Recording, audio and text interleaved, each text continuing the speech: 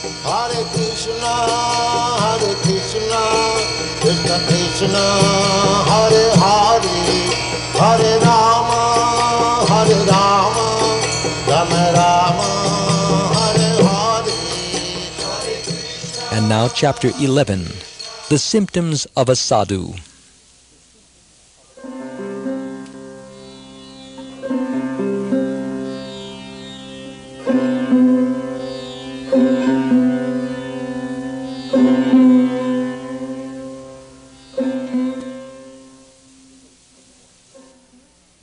Text 21. Titikshava karunika surada sarvadehinam ajata shatrava shanta sadhava sadhu bhushana. Translation. The symptoms of a sadhu are that he is tolerant, merciful, and friendly to all living entities. He has no enemies. He is peaceful. He abides by the scriptures, and all his characteristics are sublime.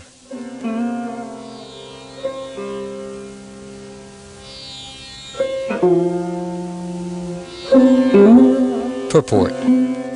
A sadhu, as described above, is a devotee of the Lord. His concern, therefore, is to enlighten people in devotional service. That is his mercy. He knows that without devotional service, human life is spoiled. A devotee travels all over the country, from door to door, preaching, "Be Krishna conscious, be a devotee of Lord Krishna. Don't spoil your life in simply fulfilling your animal propensities. Human life is meant for self-realization or Krishna consciousness." These are the preachings of a sadhu. He is not satisfied with his own liberation. He always thinks about others. He is the most compassionate personality toward all fallen souls. One of his qualifications, therefore, is karunika, great mercy to the fallen souls. While engaged in preaching work, he has to meet with so many opposing elements, and therefore the sadhu has to be very tolerant. Someone may ill-treat him because the conditioned souls are not prepared to receive the transcendental knowledge of devotional service. They don't like it. That is their disease. The sadhu has the thankless task of impressing upon them the importance of devotional service. Sometimes devotees are personally attacked with violence. Lord Jesus Christ was crucified. Haridas Thakur was caned in 22 marketplaces, and Lord Chaitanya's principal assistant, Nityananda, was violently attacked by Jagai and Madhai.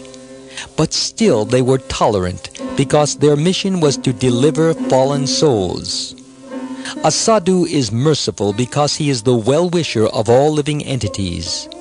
He is not only a well-wisher of human society, but a well-wisher of animal society as well.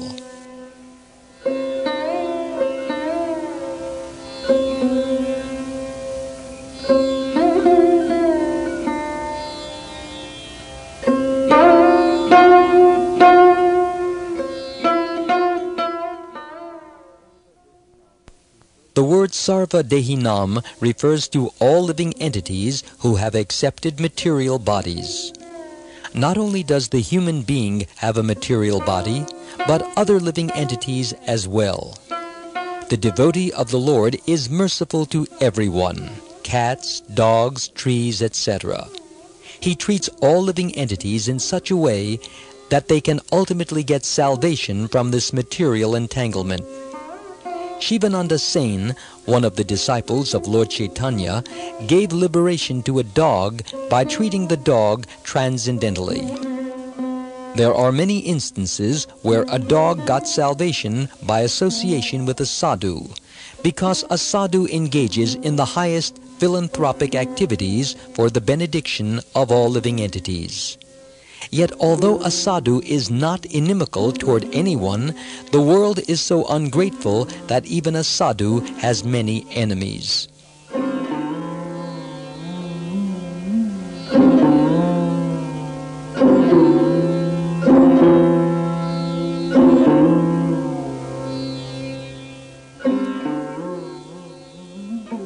What is the difference between an enemy and a friend? It is a difference in behavior. A sadhu behaves with all conditioned souls for their ultimate relief from material entanglement. Therefore, no one can be more friendly than a sadhu in relieving a conditioned soul.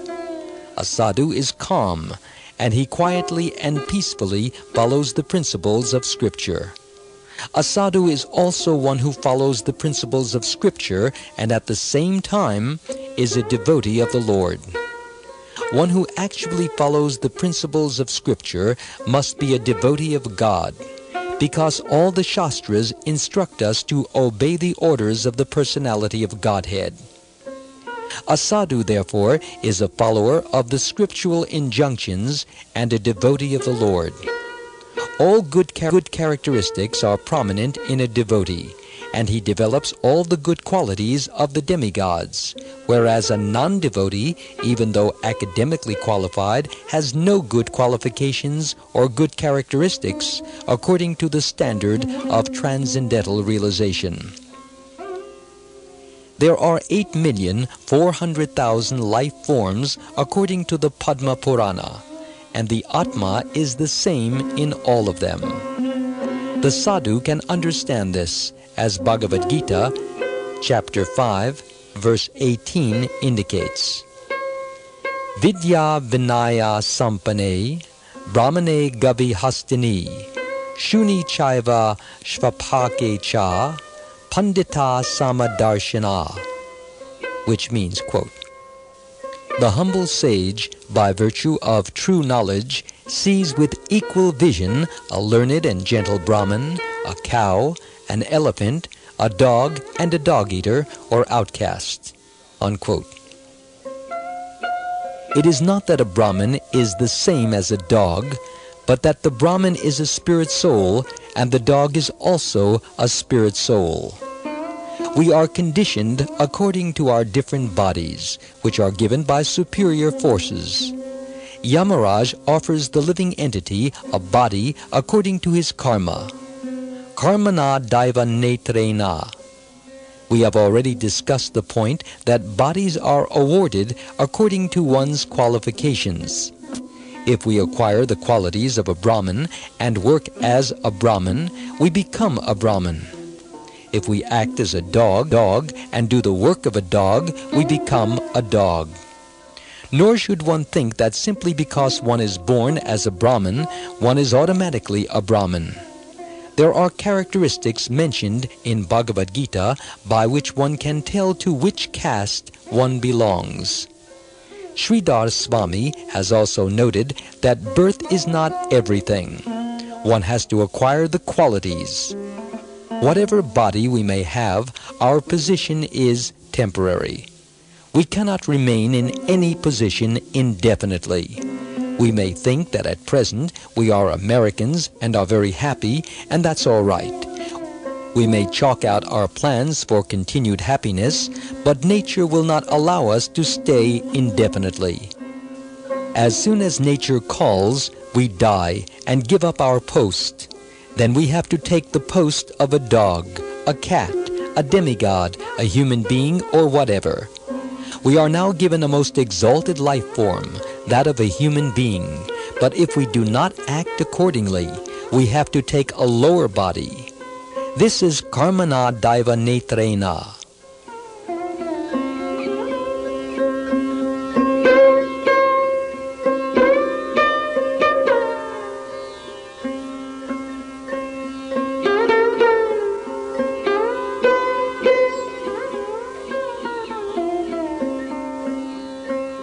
We should therefore be very careful in this human form that our aim is to become devotees of Lord Krishna. That is the path of liberation. Previously, great personalities in India used to go to the forest in order to meditate to stop the repetition of birth and death. That is the highest occupation for man, and actually every man is meant for that.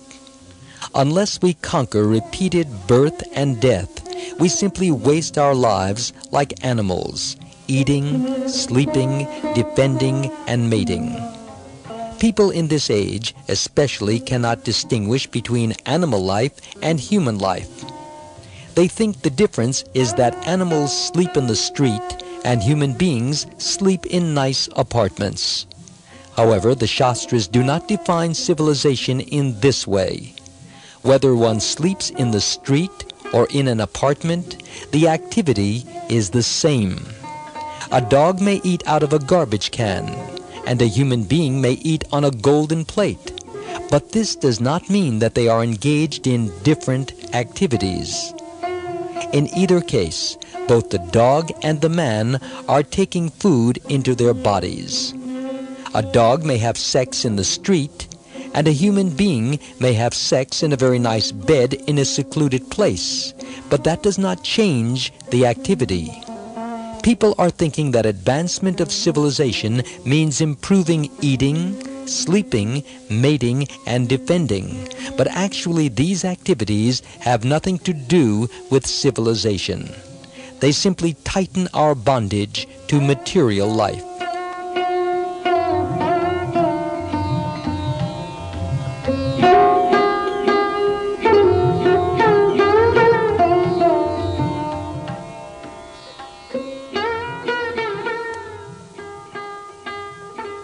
Human life is meant for yajna, sacrifice for the satisfaction of the Supreme Person.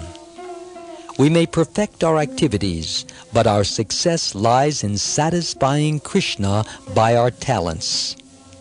Presently, we may be attached to material activity, but we should transfer that attachment to a sadhu. Then our lives will be successful. Presently, we are attached to money, women, nice houses, country, society, friends, family, and so forth. This attachment is called Arjanam Pashu. The word Pashu means rope. When we are bound with a rope, we are helpless, and now we are bound by the gunas, or the three modes of material nature.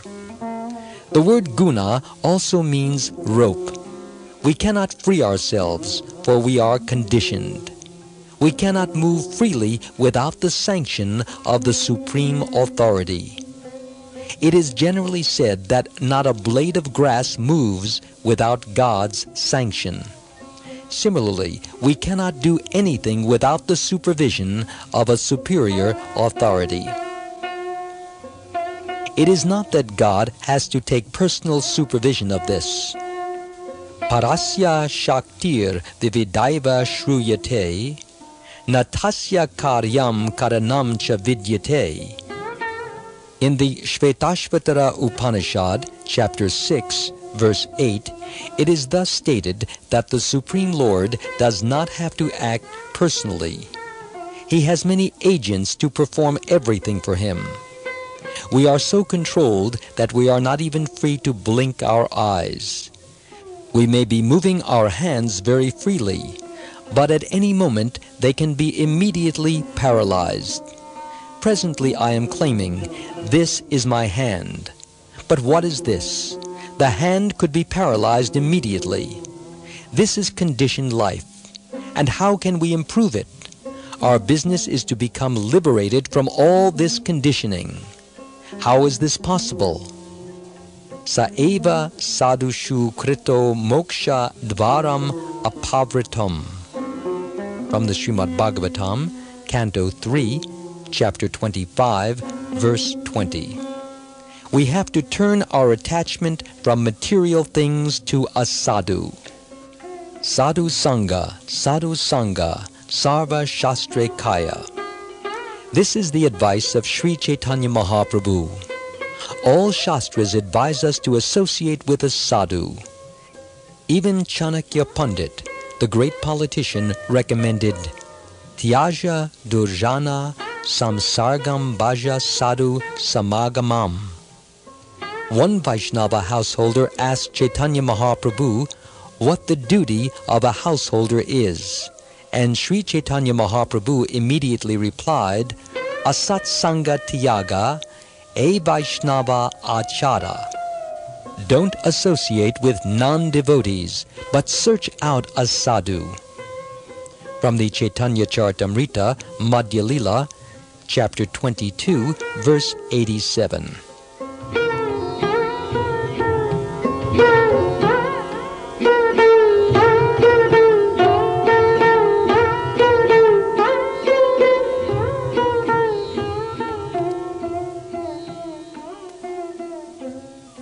At the present moment, it is very difficult to avoid the company of asadhus, those who are not sadhus. It is very difficult to find a sadhu for association. We have therefore started this Krishna consciousness movement to create an association of sadhus so that people may take advantage and become liberated. There is no other purpose for this society. Krishna states in Bhagavad Gita, chapter 6, verse 47, that the first-class sadhu is one who is always thinking of him. This process is not very difficult. We should always think of Krishna, but how is this possible? We think of our business, our dog, our family, our lovable object, and so many other things. We have to think of something. Without thinking, we cannot remain. We simply have to divert our thoughts to Krishna.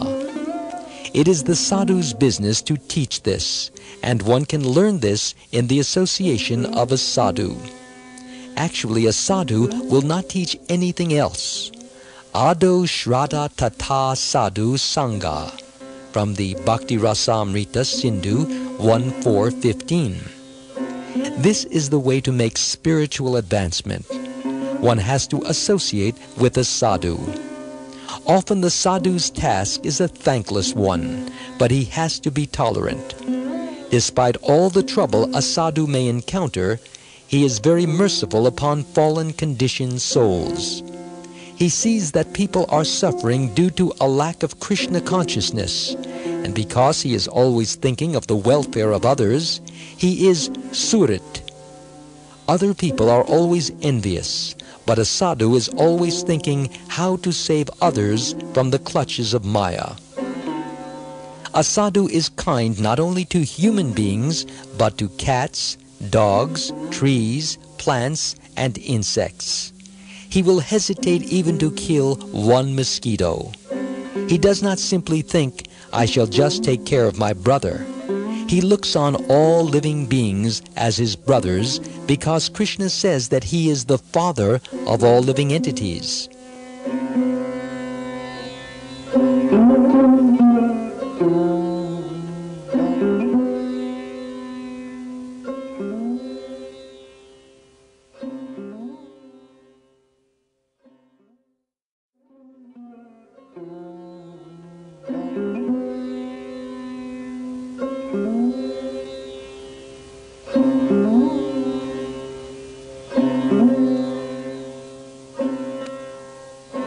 Because a sadhu lives in this way, he does not create enemies.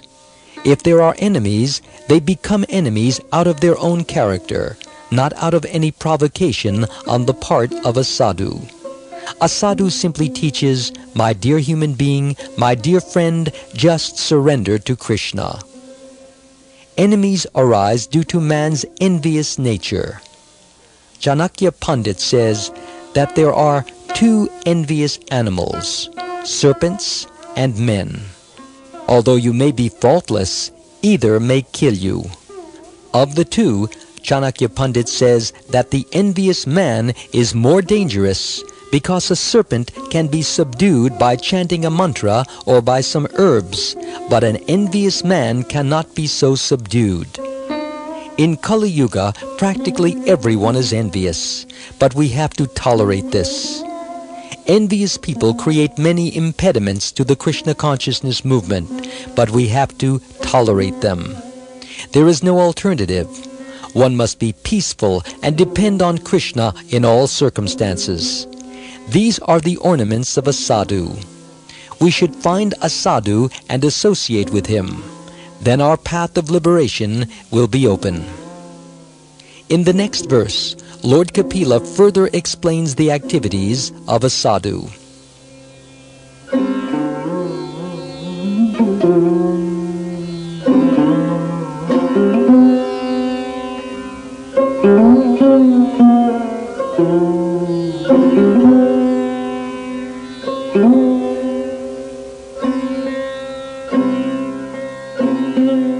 Text 22.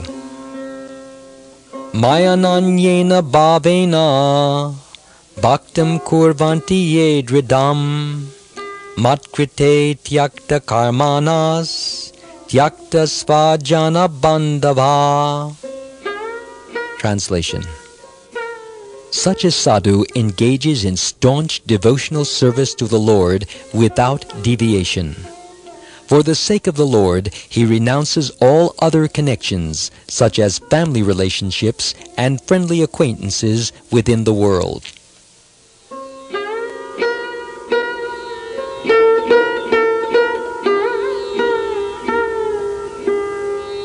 Purport.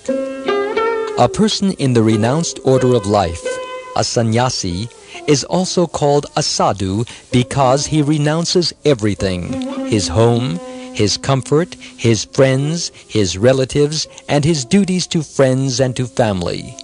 He renounces everything for the sake of the Supreme Personality of Godhead. A sannyasi is generally in the renounced order of life, but his renunciation will be successful only when his energy is employed in the service of the Lord with great austerity. It is said here, therefore, Bhaktam kurvanti ye dridham. A person who seriously engages in the service of the Lord and is in the renounced order of life is a sadhu. A sadhu is one who has given up all responsibility to society, family, and worldly humanitarianism simply for the service of the Lord. As soon as he takes his birth in the world, a person has many responsibilities and obligations to the public, demigods, great sages, general living beings, parents, forefathers, and many others. When he gives up all these obligations for the service of the Supreme Lord, he is not punished for his renunciation. But if for sense gratification a person renounces these obligations, he is punished by the law of nature. Krishna and all the Shastras say that our only obligation is to the Supreme Personality of Godhead. If we take to his service, we are no longer obliged to anyone. We are free. How is this possible? By Almighty God's power. A man may be condemned to death, but if a president or a king excuses him, he is saved. Krishna's final instruction in Bhagavad Gita is to surrender everything to him. We can sacrifice our life, wealth, and intelligence, and this is called yajna. Everyone has some intelligence, and everyone uses his intelligence in one way or another. Generally, people use their intelligence in trying to gratify their senses, but even an ant can do this. We should try to gratify not our senses, but Krishna's senses. Then we become perfect.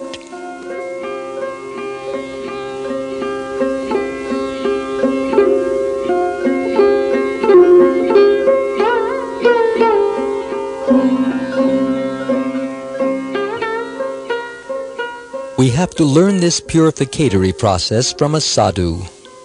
Inasmuch as we try to gratify our senses, we become attached to the material world. We may render service to the sadhu or to Krishna. The sadhu is the representative of Krishna. He will never say, "Serve me," but will say, "Serve Krishna." Therefore, we have to approach Krishna through the sadhu. This is confirmed by the Vaisnava Acharya Narottam Das Thakur. Chadiya Vaisnava Seva Nisthara Payeche Keba. We cannot directly approach Krishna. We have to go through the transparent via media, Krishna's representative. Those who are after material concessions go to different demigods.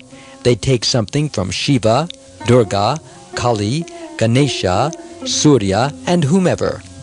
However, it was the goddess Parvati who asked Lord Shiva in the Padma Purana, "What is the best type of worship?" Lord Shiva advised, "Aradhananam sarvesham Vishnur Aradhanam Param," which means, quote, "My dear Parvati, of all kinds of worship, Worship of Lord Vishnu is the best." Unquote. Then he added, "Tasmat parataram Devi tadiyanam samarchanam," which means, quote, "And even better than the worship of Lord Vishnu is the worship of a Vaishnava, a devotee," unquote. Spiritual life begins with the association of a devotee, a sadhu. One cannot progress an inch without the mercy of a sadhu. Prahlad Maharaj has also indicated this. Naishammatis tavadu rukramangrim Sprishatyanartha pagamo yadartha Mahiyasam padarajo bhishekam Nishkinchananam navrinita yavat, which means, quote, "Unless they smear upon their bodies the dust of the lotus feet of a Vaishnava completely freed from material contamination, persons very much inclined toward materialistic life cannot be attached to the lotus feet of the Lord, who is glorified for his uncommon activities. Only by becoming Krishna conscious and taking shelter at the lotus feet of the Lord, in this way can one be freed from material contamination." Unquote. From the Srimad Bhagavatam, Canto 7, Chapter 5, Verse 32. Hiranyakashipu asked Prahlad Maharaj, "My dear son Prahlad, how have you become so advanced in Krishna consciousness?" Although Hiranyakashipu was a demon, he was nonetheless inquisitive. Prahlad Maharaj replied, "My dear father, O best of the Asuras, one can receive Krishna consciousness only from the instructions of a guru. One cannot attain it simply by speculating. Ordinary men do not know that their ultimate destination is to return to Vishnu. In the material world, people are always hoping for something. They hope against hope, yet their hopes will never be fulfilled. People are trying to become happy by adjusting the external energy, but they do not know that happiness cannot be achieved without approaching God. People are thinking, 'I must first of all see to my own interest.' That's all right, but what is that interest? That they do not know. People are thinking that by adjusting the material energy, they will be happy, and everyone is trying this individually, collectively, or nationally. In any case, it is not possible. People will ultimately be frustrated. Why attempt a process that will ultimately meet with frustration?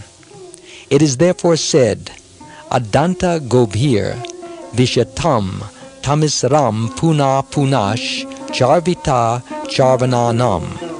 From the Srimad Bhagavatam, Canto 7, Chapter 5, Verse 30. People are being baffled in so many ways because they cannot control their senses. Their only possibility of rescue is Krishna. Therefore, in this verse it is said, Mayananyena bhavena bhaktim kurvanti ye dridam.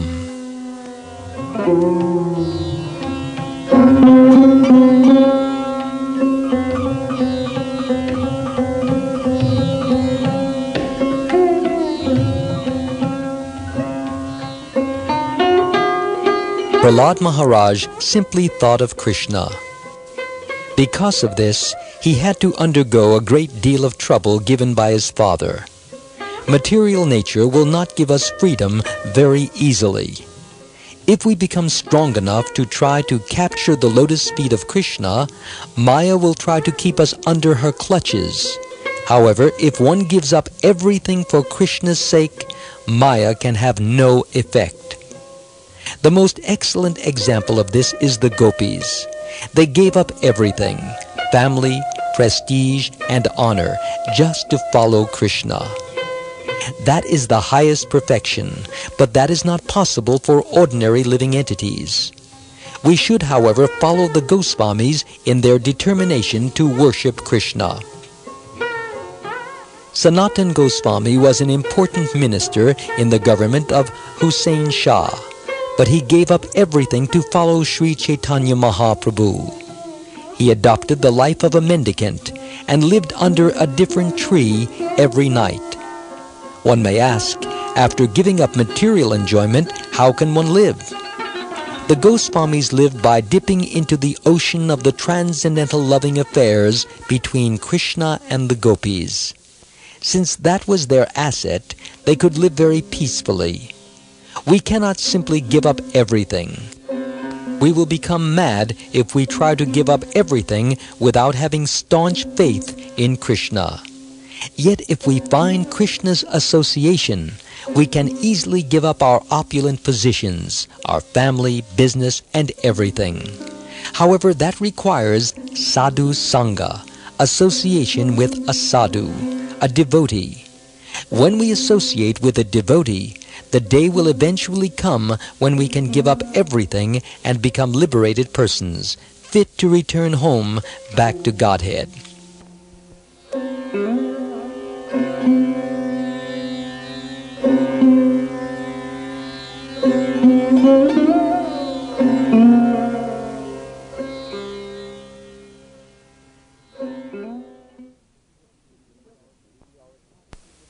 Presently, we are attached to material enjoyment, and Krishna even gives us a chance to gratify our senses.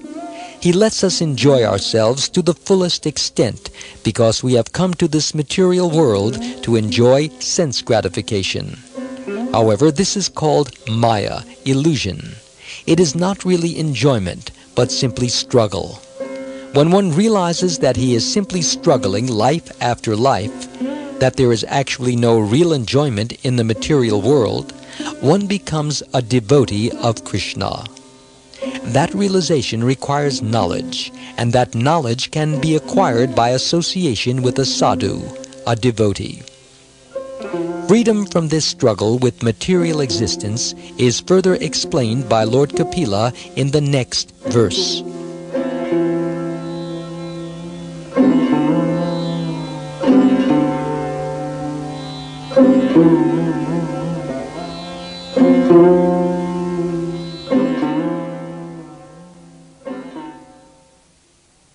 Text 23. Madashraya katha mrishta shrinvanti katayanti cha tapanti vivedastapa naitan madgata chetasa. Translation. Engage constantly in chanting and hearing about me, the Supreme Personality of Godhead. The sadhus do not suffer from material miseries because they are always filled with thoughts of my pastimes and activities.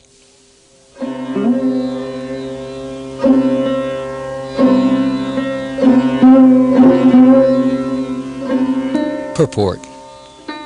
There are multifarious miseries in material existence, those pertaining to the body and the mind, those imposed by other living entities, and those imposed by natural disturbances.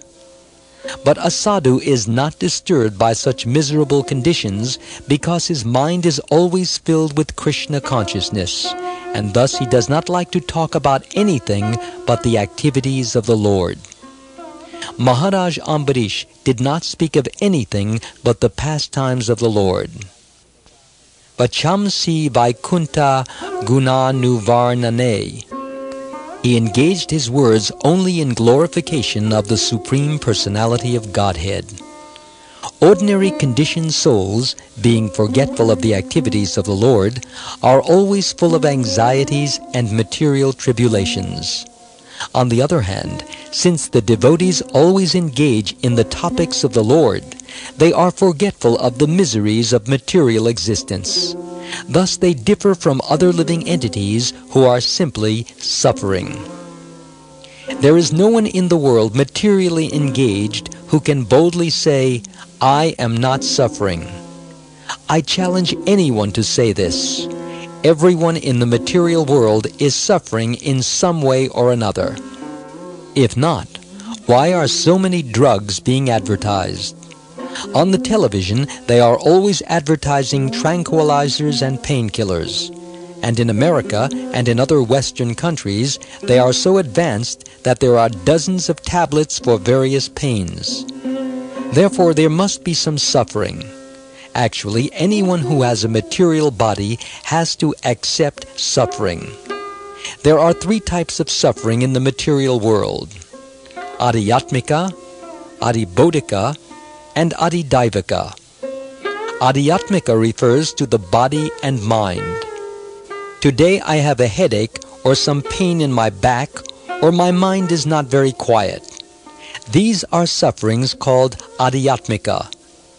There are other forms of suffering called Adhibodhika, which are sufferings imposed by other living entities. Apart from this, there are sufferings called Adhidaivika, over which we have no control whatsoever. These are caused by the demigods or acts of nature, and include famine, pestilence, flood, excessive heat or excessive cold, earthquakes, fire, and so on.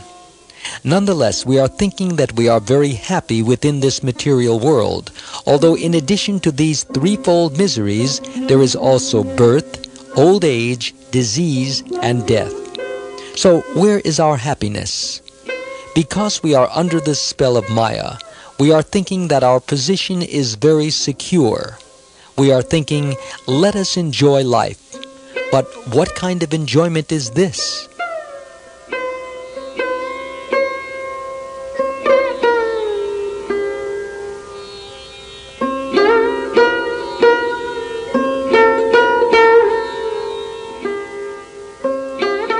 Obviously, we have to tolerate suffering. One of the characteristics of a sadhu is tolerance. Everyone is tolerant to a degree, but a sadhu's tolerance and an ordinary man's tolerance are different. This is because a sadhu knows that he is not the body.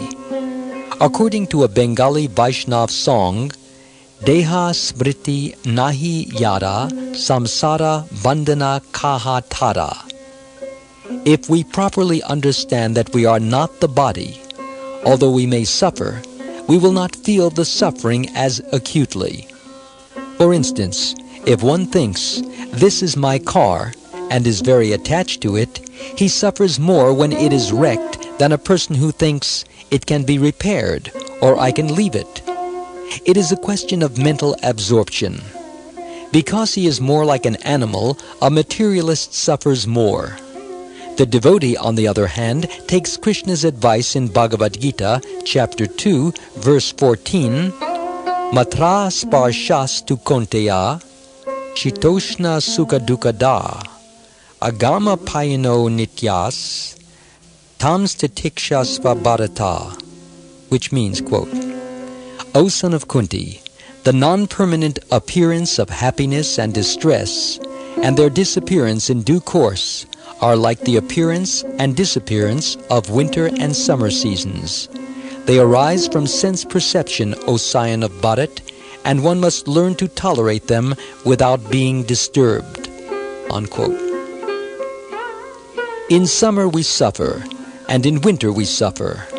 In the summer, fire brings suffering, and in the winter the same fire is pleasing. Similarly, in the winter, water is suffering, but in the summer it is pleasing. The water and the fire are the same, but sometimes they are pleasing, sometimes they are not. This is due to the touch of the skin. We all have some skin disease, which is the body, and therefore we are suffering. Because we have become such rascals, we are thinking, I am this body. According to the Ayurvedic system, the body is composed of three material elements: Kapha, Pitta, Vayu. The more we are in the bodily conception, the more we suffer.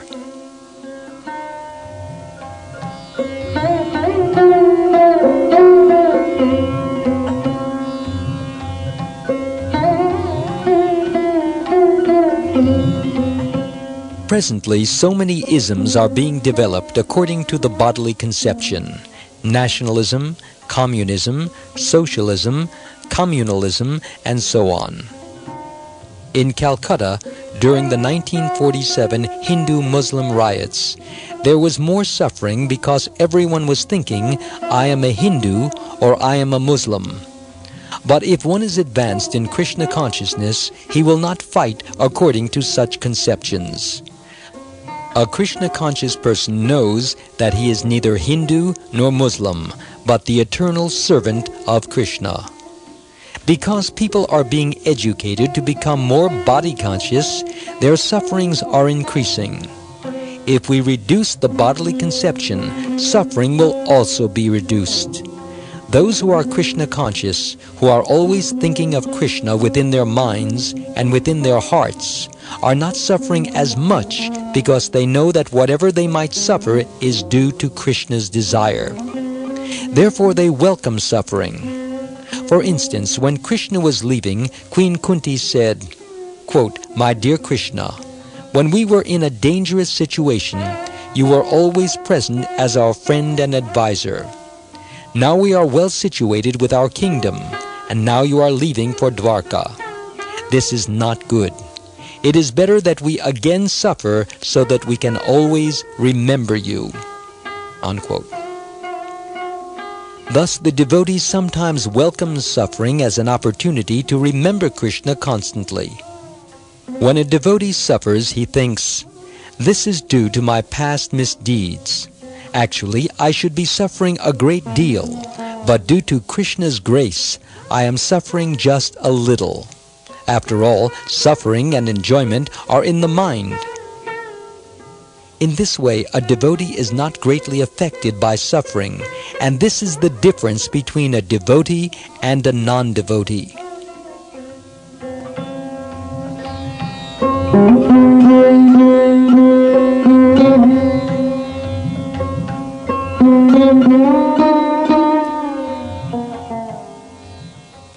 Prahlad Maharaj, a 5-year-old boy, had to undergo a great deal of suffering at the hands of his father, who was torturing him for being a devotee. The boy was trampled by elephants, thrown from a mountain, placed in burning oil, and thrown into a snake pit, yet he was silent during this whole ordeal. Similarly, Haridas Thakur, a Mohammedan by birth, was a very great devotee and was always chanting Hare Krishna. That was his only fault. However, the Muslim Qazi called him forth and said, "You are a Mohammedan, born in a great Mohammedan family. Yet you are chanting this Hindu Hare Krishna mantra. What is this?" Haridas Thakur mildly replied, "My dear sir, there are many Hindus who have become Mohammedans. Suppose I have become a Hindu. What is wrong with this?" The Qazi became very angry and ordered Haridas Thakur to be whipped in 22 bazaars. This essentially meant that he was to be beaten to death, but because he was such a great devotee, he did not actually feel the pain. Although a devotee may sometimes have to suffer, he tolerates the suffering. At the same time, he is very kind to conditioned souls and tries to elevate them to Krishna consciousness. This is one of the primary features of a devotee's life. People are always putting a sadhu into difficulties, but he does not give up his job, which is to spread Krishna consciousness so that others may become happy. It was Prahlad Maharaj who said, "My Lord, I am not suffering, for I know the art of being happy. Simply by hearing about you and chanting about you, I am happy." This is the business of a devotee, hearing and chanting about the Lord. This is Shravanam Kirtanam Vishnu Smaranam. Now this Shravanam Kirtanam is taking place all over the world through the Krishna consciousness movement.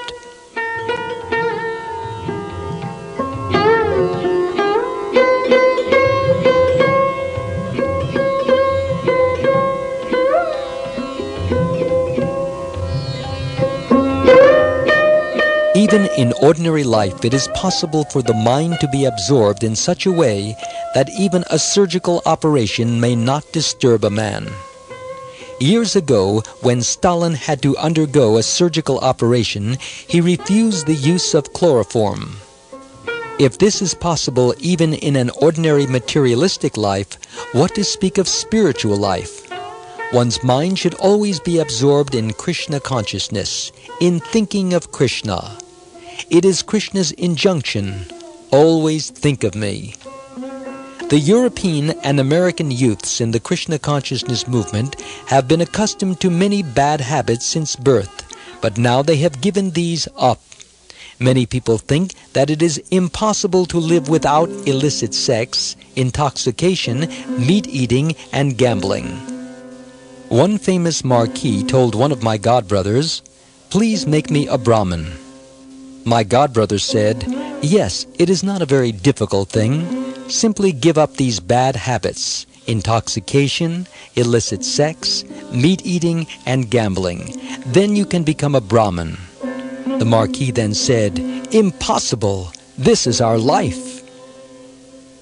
Actually, we have seen that in Western countries, older men cannot give up these habits, and because of this, they are suffering. Yet many young boys and girls have given them up, and there is no suffering. This is due to Krishna consciousness. This process is open to everyone. Everyone has heard of the Bhagavad Gita.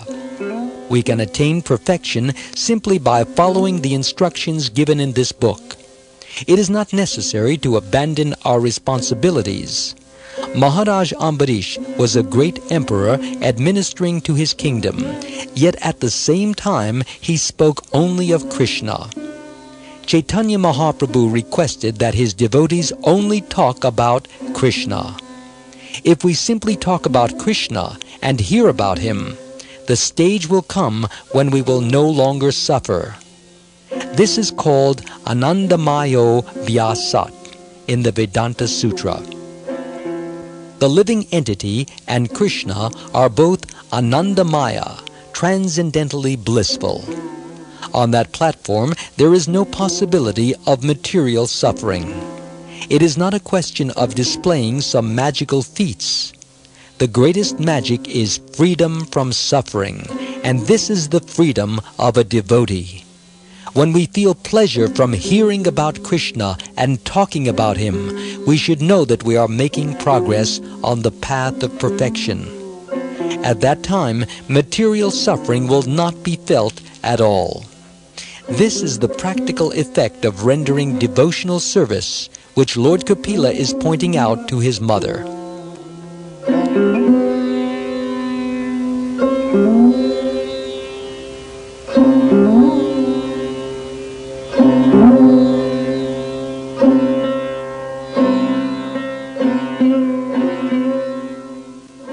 Text 24.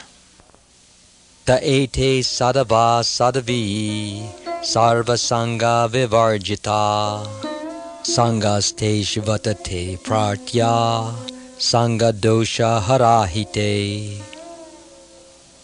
Translation. O my mother, O virtuous lady, these are the qualities of great devotees who are free from all attachment. You must seek attachment to such holy men, for this counteracts the pernicious effects of material attachment.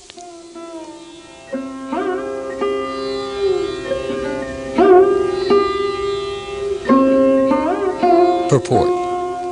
Kapila Muni herein advises his mother, Devahuti, that if she wants to be free from material attachment, she should increase her attachment for the sadhus, or devotees who are completely freed from all material attachment.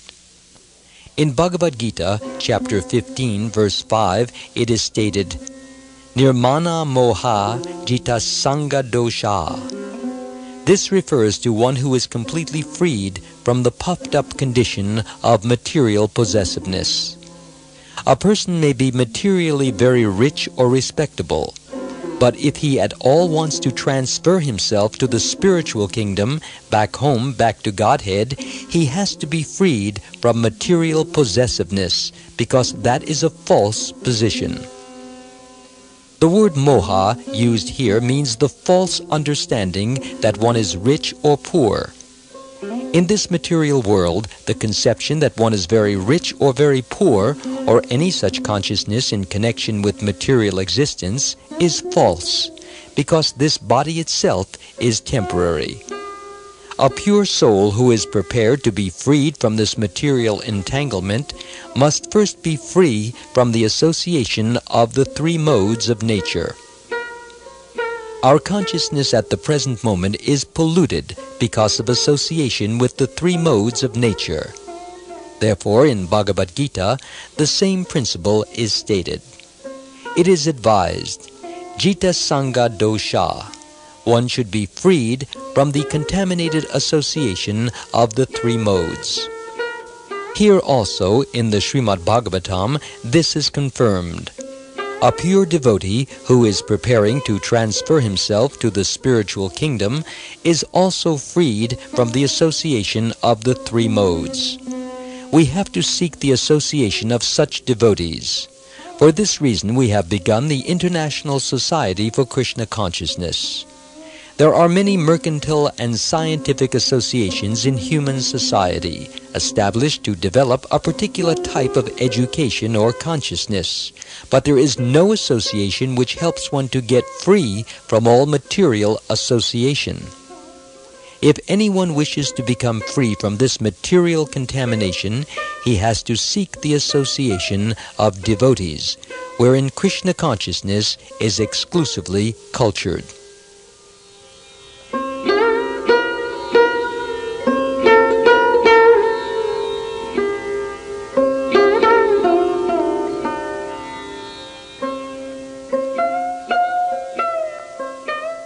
Because a devotee is freed from all contaminated material association, he is not affected by the miseries of material existence, even though he appears to be in the material world. How is it possible? A cat carries her kittens in her mouth, and when she kills a rat, she also carries the booty in her mouth. Thus both are carried in the mouth of the cat, but they are in different conditions. The kitten feels comfort in the mouth of the mother, whereas when the rat is carried in the mouth of the cat, the rat feels the blows of death. Similarly, those who are sadhus, or devotees engaged in the transcendental service of the Lord, do not feel the contamination of material miseries, whereas those who are not devotees in Krishna consciousness actually feel the miseries of material existence. One should therefore give up the association of materialistic persons and seek the association of those engaged in Krishna consciousness. By such association, one will be benefited by spiritual advancement. By their words and instructions, one will be able to cut off his attachment to material existence. In this Kali Yuga, the present age, the dangerous modes of Rajoguna and Tamoguna, passion and ignorance, are especially prominent. Practically everyone in this age is contaminated by lusty desire, greed, and ignorance. It is said in the Shastras that in this age of Kali, Sattva Guna, the mode of goodness, is practically non-existent. The 14th chapter of Bhagavad Gita nicely explains how one can free oneself of contamination by the material modes. Now Kapila Dev advises, Mother, if you want to get rid of the contamination of material nature, you should associate with a sadhu. Attachment to the material modes brings about our bondage. If we want to be free from this bondage, we have to transfer our attachment to a sadhu. Actually, everyone is attached to something. No one can say that he is free from attachment. The Mayavad and Buddhist philosophies tell us to become detached, but this in itself is not possible. A child is attached to playing in so many ways, but gradually his attachments should be transferred to reading and going to school to acquire an education. It is a question not of stopping attachment, but of transferring it. If one simply tries to put an end to attachment, he will become mad. Something must be given in the place of attachment. For instance, we tell our disciples to stop eating meat, but how is this meat eating stopped? In the place of meat, we are supplying kachoris, rasagula, and many other palatable things. In this way, detachment is possible. First of all, nullify the inferior attachment, and then supply a better attachment. There is no question of forcing a living entity. This must be done gradually. A child may have some attachment, but by the system of replacing attachment, his attachment is overturned. Similarly, our consciousness has somehow or other become contaminated. Now it has to be purified. Then Krishna consciousness will automatically arise and awaken.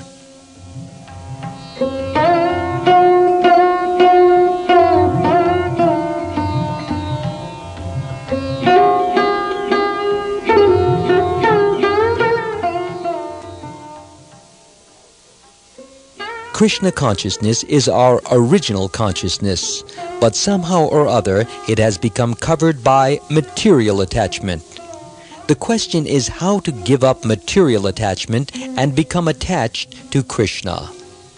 The process is Sadhu Sangha, association with a sadhu. We have many attachments in this material world, but we cannot make these attachments void. We simply have to purify them. Some say that if the eye is diseased, it should be plucked out, but this is not treatment. Treatment is removing the disease. Somehow or other there is a cataract, and if the cataract is removed, one's eyesight will be revived. We have many desires, but we have to divert these desires to Krishna's service. For instance, we may be very attached to making money. Therefore, Krishna says, yes, go ahead and conduct your business. There is no harm. Simply give me the results. As stated in Bhagavad Gita, chapter 9, verse 27, Yat karoshi yad ashnasi, yaj johoshi dadasi yat, yat tapasyasi konteya, yat kurushva mad arpanam. Which means, quote, O son of Kunti, all that you do, all that you eat, all that you offer and give away, as well as all austerities that you may perform, should be done as an offering unto me. Unquote. This is the beginning of Bhakti Yoga. If we conduct business and earn money, we should spend it for Krishna. This is a form of bhakti. Another vivid example is Arjuna, who was a fighter. By fighting, he became a devotee. He did not become a devotee by chanting Hare Krishna, but by fighting in the battle of Kurukshetra. Krishna advised him to fight, but because Arjuna was a Vaishnava, in the beginning he was unwilling. A Vaishnava does not like to kill anything, but if Krishna orders him, he must fight. He does not fight out of his own will, because a Vaishnava's natural instinct is not to do harm to anyone. However, when a Vaishnava knows that Krishna wants a particular thing done, he does not care for his own considerations.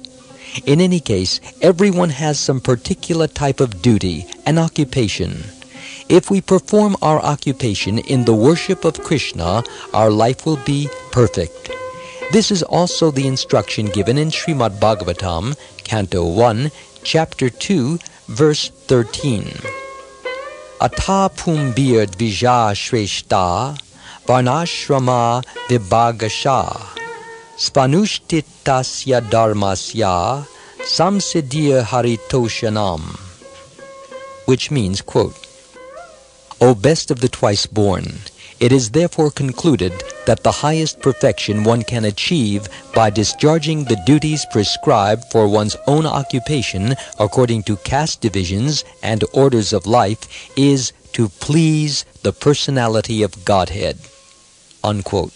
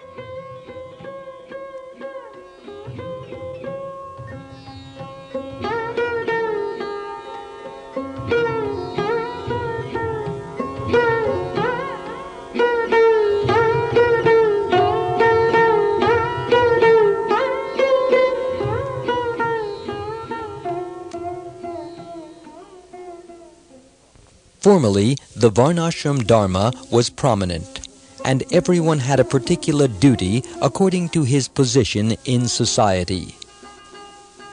Now the occupational duties have expanded, but it doesn't matter whether one is an engineer, a doctor, or whatever. Simply try to serve Krishna by the results of work. That is bhakti. It is not the philosophy of this Krishna consciousness movement to disengage people from their activities. One should engage in his occupation, but one should never forget Krishna. Krishna advises us to always become Krishna conscious, and we should always think that we are acting for Krishna. Of course, we should work by the order of Krishna or his representative, not whimsically. If we perform some nonsensical action and think, I am doing this for Krishna, that will not be accepted. The work must be verified by Krishna's acceptance or by the acceptance of Krishna's representative. Arjuna did not fight without Krishna's order. Therefore, we must receive our orders also. We may say, I cannot find Krishna. How can I follow his order? It is the role of the sadhu to impart Krishna's orders. Since Krishna's representative is the sadhu, Kapila Dev advises his mother to associate with sadhus. We have described the symptoms of a sadhu, and we have stated that a sadhu should be accepted by his characteristics. It is not that we accept anyone who comes along and says, I am a sadhu.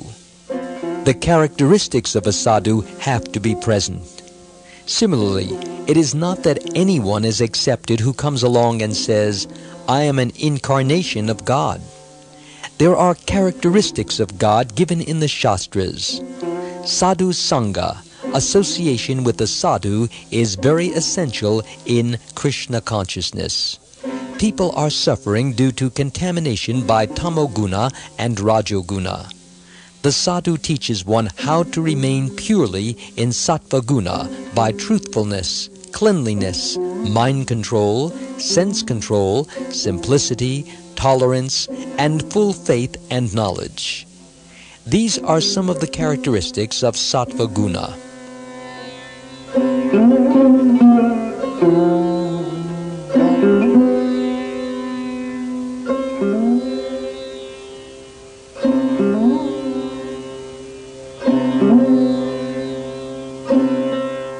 Instead of thinking, unless I have a drink, I will go mad, one should think, unless I associate with a sadhu, I will go mad.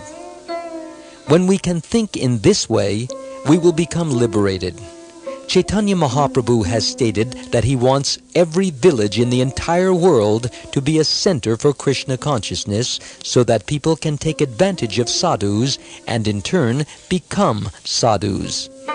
This is the mission of this Krishna consciousness movement. We simply have to voluntarily undergo some penance in the beginning. It may be a little painful in the beginning to refrain from illicit sex, intoxication, meat eating, and gambling, but one has to be tolerant. To be cured of a disease, we may have to agree to undergo some surgical operation. Although the operation may be very painful, we have to tolerate it. This is called titikshava. At the same time, we have to be karunika. That is, we have to take compassion upon fallen souls by going from town to enlighten others in Krishna consciousness. This is a sadhu's duty.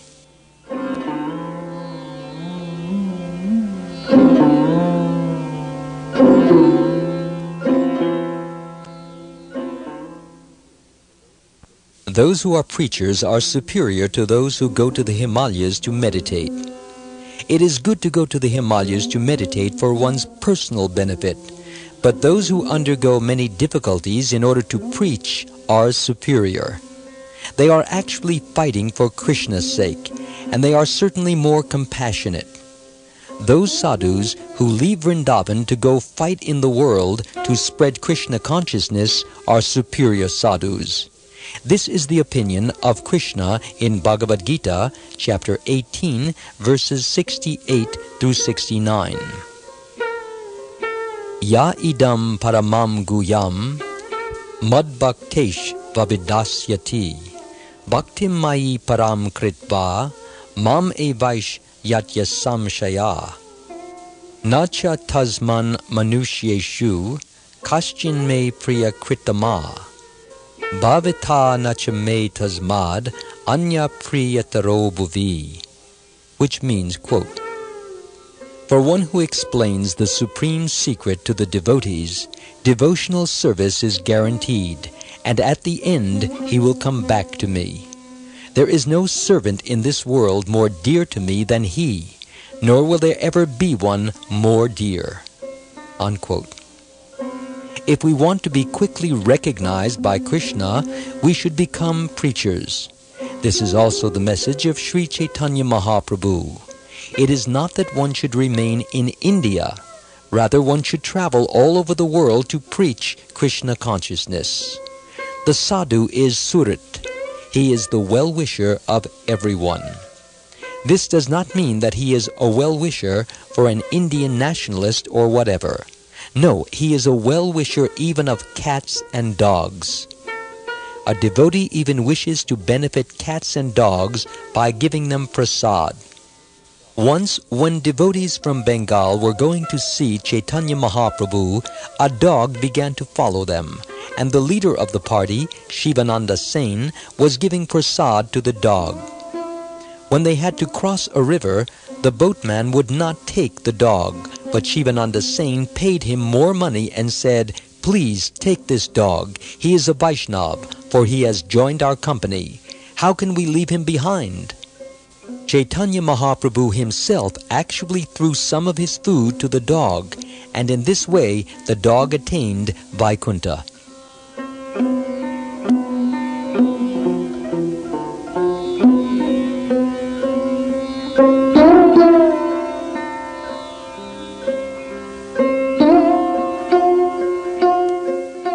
Not only is a sadhu everyone's well-wisher, but he is not an enemy of anyone.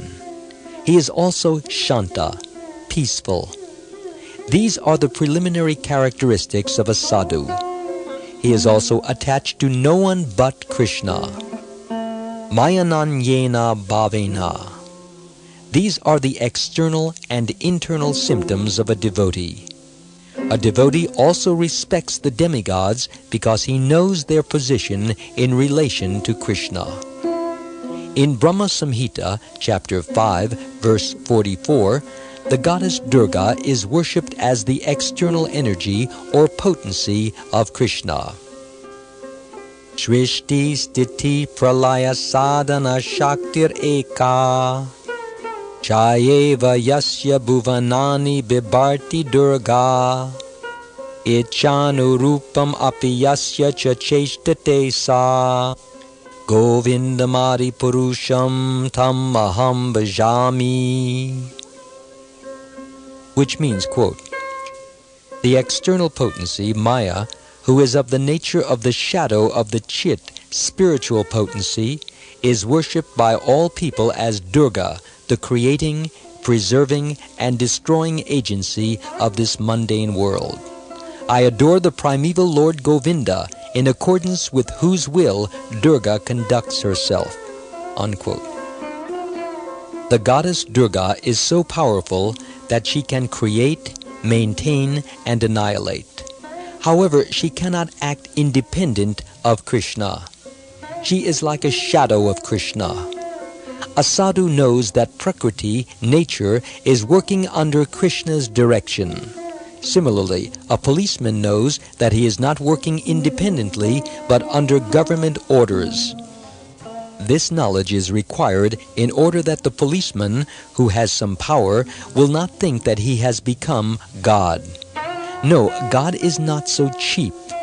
God has multi-energies, and one of these energies is Durga. It is not that she is all and all, for there are many millions of Durgas, just as there are many millions of Shivas and millions of universes. Although there are millions of demigods, God is one. It is not that there are a million gods. Of course, God can expand in millions of forms, but that is different. A devotee offers respects to the demigods as the assistants of the Supreme Personality of Godhead, not as the supreme power. One who does not know God as He is considers the demigods to be supreme. Such people are less intelligent. A devotee offers respects to the demigods, but he knows that the Supreme Lord is Krishna. Krishnastu Bhagavan Svayam. Actually, a sadhu, a Vaishnava, offers respects to everyone, and he is ready to give up relatives and everything else for Krishna's sake. A sadhu simply takes pleasure in hearing about Krishna and talking about him.